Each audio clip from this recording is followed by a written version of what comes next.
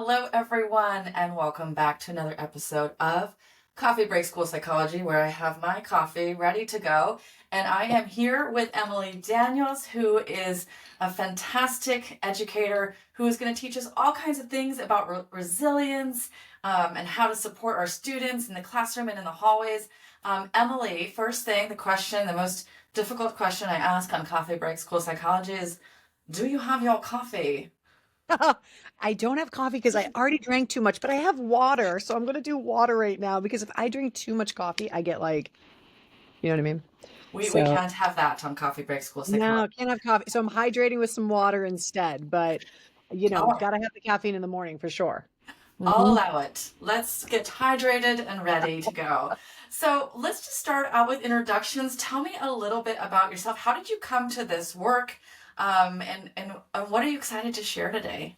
Yeah. So Rebecca, thank you so much for having me as a guest on your podcast. I'm the author and creator of The Regulated Classroom, and I am a seasoned school counselor for many years. And in that work, I just support, students that really struggled and just found that a lot of things that I used were not all that effective. So that's kind of what brought me to developing my own framework and the work that I do now. Well, let's dig into the work you do. So I know that in your work, you talk a lot about a concept called resilience. And I've always thought of resilience as like the ability to like bounce back from challenges. How do you see resilience? Or is there anything that as you're going across the country talking to folks, they sort of don't quite understand about resilience that you want to share? Yeah, totally. So one of the things that I talk often about is that our resilience is most accurately reflected in our window of tolerance, like in our nervous system's window of tolerance. And that if we have a wide window of tolerance, that means that we can experience stress and stressors and it not knock us into reactivity, like defensive reactivity or immobilization. And so one of the things I say to educators in particular is since COVID, a lot of our windows of tolerance have narrowed and diminished quite a bit because we had a lot of overwhelm in that period of time and then we haven't had sufficient opportunity to recover and to reset. And so that whole process of being able to be resilient is not a mental process, it's a physiological process. And heart rate variability is actually the most accurate measure of your window of tolerance. And so I'm teaching them about how the body functions, how the nervous system functions, and how they can leverage that to reset themselves and their students together so that they builds their window of tolerance and increases their resilience. Because you see window tolerance. So is that the reason why like one kid when, something like really big happens and they're kind of like easy breezy lemon squeezy response. They're like, well, these things happen and I just learned from it. And then one kid like their pencil breaks and it's just like don't just float across the room. Outtakes. No, let's keep it in. Yeah, Takes yeah, where we learn and grow. We don't fling ourselves about while we have a pencil. But that's why right. some kids, when they lose their pencil, they just lose their minds too. Is that what you're talking about with windows of tolerance? Yes. So, very much so.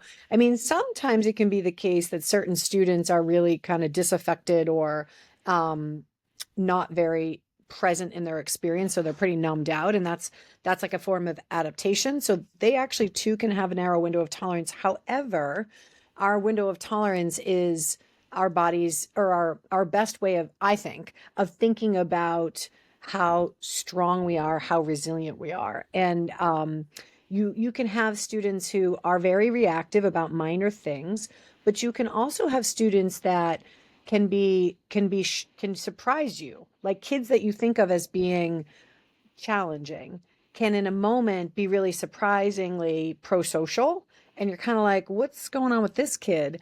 And what when you start to look at things through the lens of the nervous system and window of tolerance, you start to see that some students get triggered by certain cues in the environment, cues in the relationships, and that's what's actually inciting a reaction in that moment. And so that's why sometimes behavior, not sometimes, oftentimes behavior is quite unpredictable because it's more connected with triggers and cues of danger and threat than it is with I don't know, coping skills or lacking coping skills, which is how we've historically thought about behavior that is manageable and behavior that isn't manageable. So you might see a kid who externally it seems like everything is fine, but like internally they're really struggling. They may not be acting out, but they're still experiencing that challenge, that physiological challenge of stress. Is that what you're Yeah. saying? Yeah, I mean, yes, and the thing about it too is, I mean, it's a little bit of a different way of looking at things, the way that I conceptualize behavior at this point, because I'm what I call a polyvagalist. So I view it through the lens of the nervous system.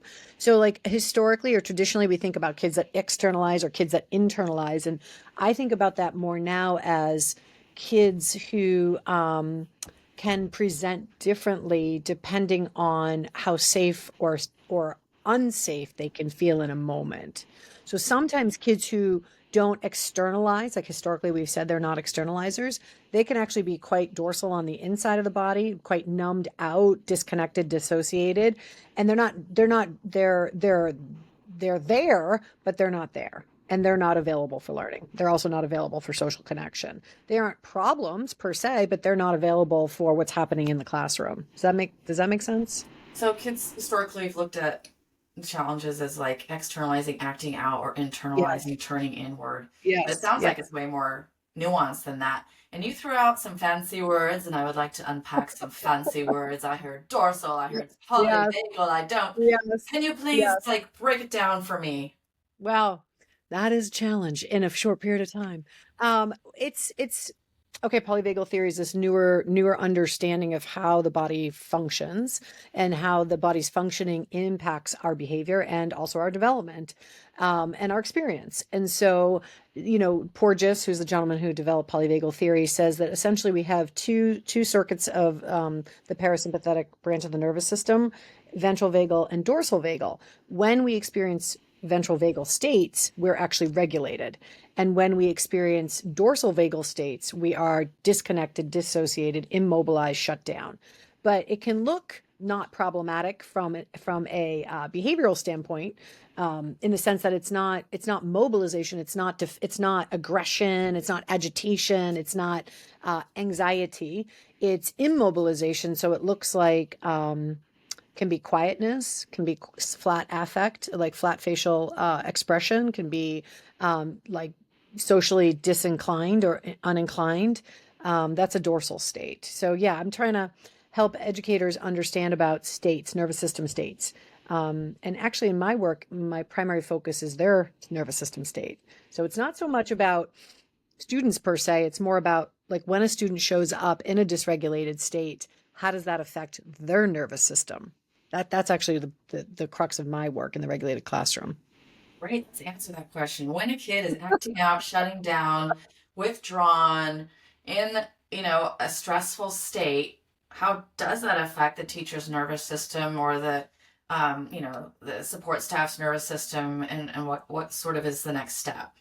Yeah. So this is what's really exciting, I feel like, and this is what the neuroscience has offered us in more recent years, where like I was trained in a more traditional model of mental health as a school counselor, meaning like I was trained in like solution focused therapies and focusing on coping skills and making the better decision and, and increasing skills.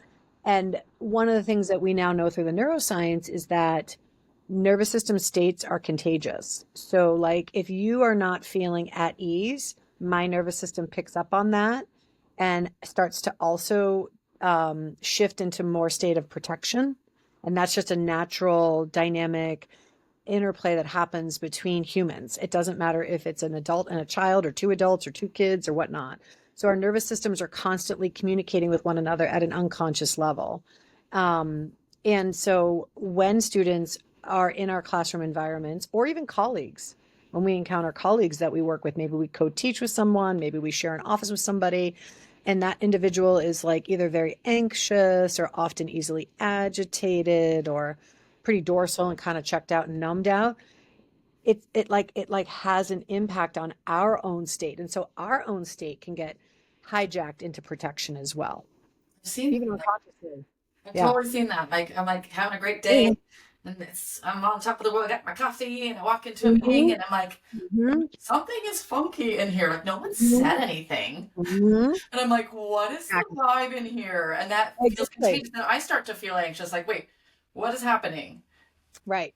That's what you're right there, Rebecca, is exactly what you're talking about, what I'm talking about in terms of nervous system shifts, excuse me. And a lot of times the language we've historically used, like just colloquial language, has been the vibe, like, oh my gosh, there's a weird vibe in here, or like, I'm not vibing with that person. But really what we're talking about when we're talking about that is we're talking about our nervous system state and how it will shift in the presence of others who are not feeling regulated, who are not ventral, which let me tell you something is so commonplace in our schools today. In my opinion, that is the single biggest issue in our schools today is dysregulation, unacknowledged and spreading contagiously between students and adults and families and all the other stakeholders in in a school community.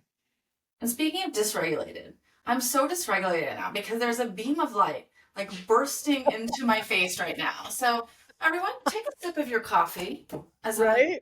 lower my standing desk so I am not Right? blinded and I can focus. So, our And that's environment. actually like, again, that's actually so what Porges talks about is environmental cues of safety. So, like our environment, this is the sensory piece of things. Our environment has a huge impact on our nervous system state. So, like you're just saying, like you're getting blinded by the light, right? That's actually a external stimuli that is affecting your ability to be present. So things like that actually do change our states and do take us out of a state of connection. You're trying to connect with me and bring you into a state of protection. Like I got to protect myself from this stimuli. Yeah, that's exactly what I talk to students or teach educators about in the regulated classroom. Yes, I can focus now. It's delightful. Yeah, see, now But you're so happy, and your face is lit up, and your realm of social engagement is just like oozing, and I can totally see it all. yes, I planned all of that. Noted. Um, Right? so let me ask you this. So I'm a school psychologist. So I also was trained in a time where, we were sort of moving out of the crime and punishment sort of movement of behaviorism. Like reward the good thing when they use a coping skill and punish the bad thing when they don't use their coping skills. And we put them in time out, as parents and things like that. And there's really a growing movement about not punishing kids for not having skills that they're not having a neurological skill to regulate. But you know what I see all the time in classrooms, and I just want to get your opinion on it. There's like a lot of traditional behavior systems, like stickers when you do well, or charts, or like clips where you move them if you're doing and focusing, and then move them if they don't. Tell me what are your thoughts on these traditional behavior systems? How does that overlay with what we know about neuroscience? Yeah. So one of the things, so a lot very familiar with sticker charts myself. Thank you very much. Having chaired PBIS committees and those efforts in schools. Um, so one of the things that's a little bit different in a polyvagal perspective, like with the regulated classroom, is that the intervening variable is not always choice. So when we do those sorts of things where we're reinforcing good behavior, there's two things about it that I really don't love. Number one, we are conditionally offering praise and affirmation and reward to a student based on them complying with an expectation, right? So it's a conditional, it reinforces a conditional nature of a relationship between the adult and the child. So I don't love that. But the other piece of it is that we assume that when kids have a good day, it was because they were making good choices, and we say things like that. Like, I'm so proud of you. Look at all the great choices you made today. And the reality of it is that students may have, for a variety of reasons, have had trouble during the course of that day with something that triggered them. And when that happens, they shift into a state of protection, and that can result in behavior that is not pro-social. So that can result in agitation, that can result in shutdown, which we will say we define as like non-compliance and that sort of thing. It can result in them being verbally aggressive. And not that I'm saying that those behaviors are okay and should just be, like not addressed. But what I am saying is that students don't always have full conscious control over what they're doing moment to moment. Frankly, no one does. We see that with adults even like, but we have very high expectations about children's ability to control themselves, assuming that they always have conscious control over their own behavior. And the reality of it is that they don't, and we don't as humans. So It's folks who are out there listening, they're probably like, okay, I understand. Like, we want to make sure that we're supporting kids' nervous systems and we feel safe for learning, and the teacher plays a role. And, you know, kids have off days just like humans have off days. And sometimes, you know, when we're feeling bad, we act bad. And so let me ask you this, like, what's the solution? So we have, you know, this idea of co-regulation. Can you give me like like an example, like run me through a scenario where either the teacher or the student is having a bad day, and there's big fields everywhere, and maybe it's resulting in, you know, behaviors like what now? Yeah. No, it's a great question. So, what now is the regulated classroom? So, what I teach educators about is that there are these four qualities of experience that I've identified: connectors, activators, settlers, affirmations. And those four core practices represent very specific qualities of experience that we know will reset our nervous systems. And they're essentially forms of co-regulation. So again, this is what the neuroscience helps us to understand. And this was what I was talking about before, is that like when the kids are struggling, it's going to affect us, and it affects our ability to do our jobs well. It affects our ability to feel good about the work we do. It affects how much fun and joy we're going to experience in our work. And so what we need is to be willing to shift into a core practice when we can feel in our own bodies like, oh man, a storm is a brewing, right? When you can feel in your own body that things are going south, whether the kids are chaotic and disorganized in their sort of collective presentation, or they're lethargic and logy and disinclined for whatever reason, like you can feel these things and they don't feel good. So basically, like when you're sensing that things are not going well, you need a core practice. And those core practices help you reset the nervous system with your students. So yeah, it's like this dynamic sort of interplay that we do, and you do it using your own body and what your body needs as the barometer for what's needed in the moment. And that's what I teach educators about. I teach them how to play with students, how to make rhythm together, how to settle down and calm down, and how to affirm one another. That's the four core practices of these like really specific things. And there's about 100 different practices in the current guidebook. So lots of different ideas about like what to do in the moment. And then I also teach them about how to dose these qualities of experience into the routines of their day as a mode of prevention. Because we don't do enough currently in our school structures to be regulating. We're just like sitting and delivering content and expecting kids to be quiet and to sit still. And it's just truthfully pretty agonizing for everybody. So I We try, all I try, think right? all I mean, 100 of those practices, as a parent probably too, and as a, you know, school psychologist and someone who works in schools, can I know you have 100, but can I get just one for a particular scenario? Can I give you a pop quiz? yeah, And sometimes absolutely. hard, you don't have enough context, but let's just say, for Yeah. example, that I'm a teacher and one kid's starting to talk loudly, and then the other one's talking louder to loud over them.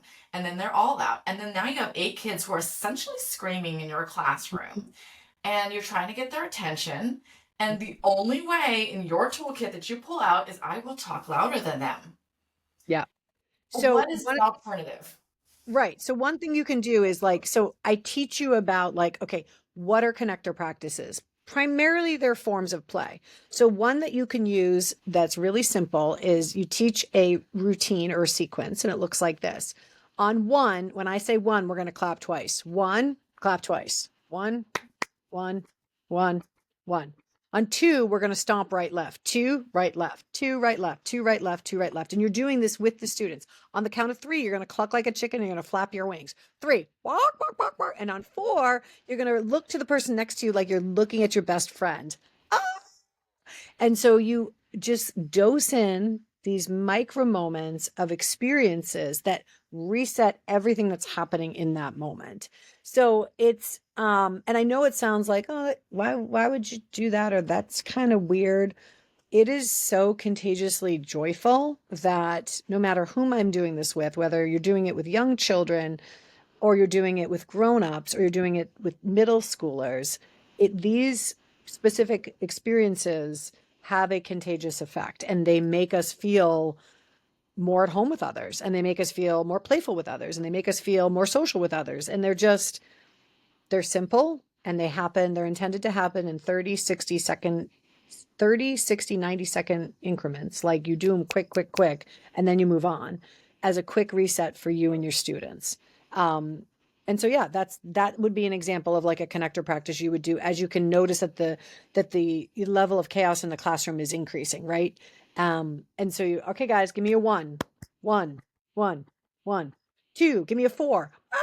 Like, and now you're reset. Okay, back to what we were doing. We were doing da da da. And when I train, I actually use the core practices embedded in the course of the training so that people can be experiencing the power of these things.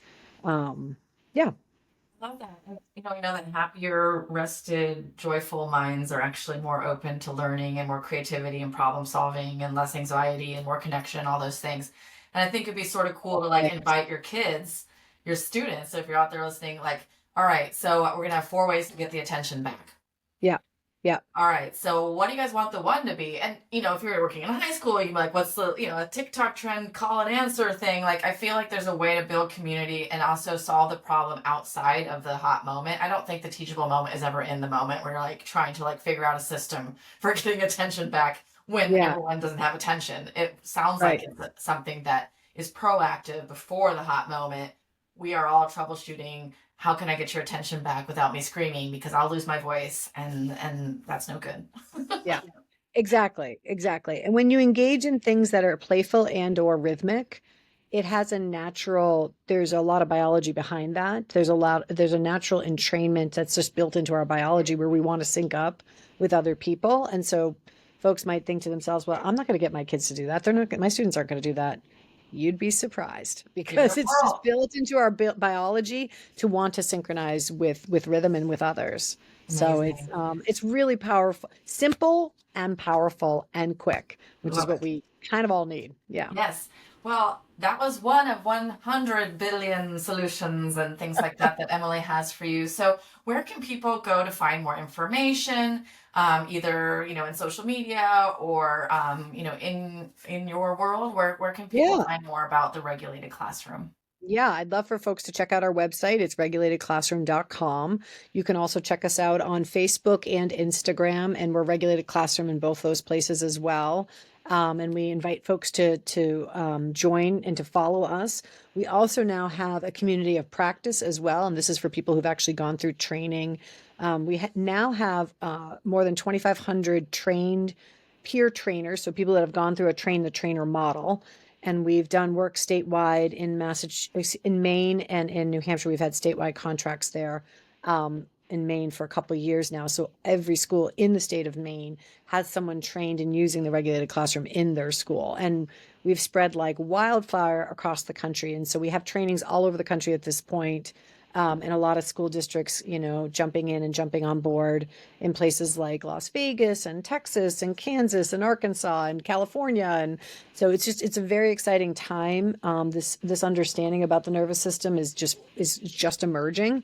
And this being an educator centric framework is also, I think, really speaking to something that's long been unacknowledged, which is the adult in the educational system. And so we'd love for people to hit us up, send us an email, or connect through social media and help us build our community further.